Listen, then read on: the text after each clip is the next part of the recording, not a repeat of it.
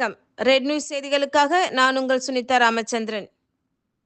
33வது வட்டக்கழக திமுக சார்பில் 1000 பேருக்கு பிரியாணி மற்றும் துப்புரவு பணியாளர்களுக்கு நலத்திட்ட உதவிகள் வழங்கும் நிகழ்ச்சி நடைபெற்றது.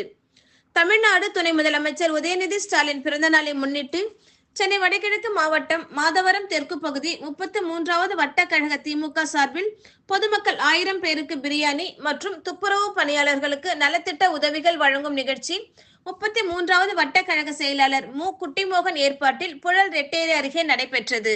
இந்நிகழ்ச்சியில் சிறப்பு விருந்தினராக சென்னை வடகிழக்கு மாவட்ட செயலாளரும் மாதவரம் சட்டமன்ற உறுப்பினருமான மாதவரம் எஸ். சுதர்சனம் கலந்து கொண்டு நிகழ்ச்சியை துவக்கி வைத்தார்.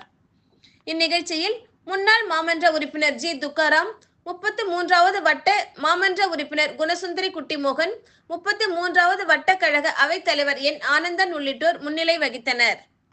இதில் 33வது வட்டக்கழக நிர்வாகிகள் கே. லட்சுமிகாந்தன், காஞ்சி சு. மதிவாணன், கே. சம்பத், ஜே. ராமகிருஷ்ணன், ப. Ashok Kumar, L. G. Selvam, J. G. Dasarathan, N. Selvakumar, M. Kalpana, railway R. Sridharan, G. S. Prabha, S. Sathyamoorthy, G. Balaji, இளைஞர் அணி எல். எம். ஏகராஜ் உள்ளிட்ட நிர்வாகிகள் ஏராளமானோர் கலந்து கொண்டனர்.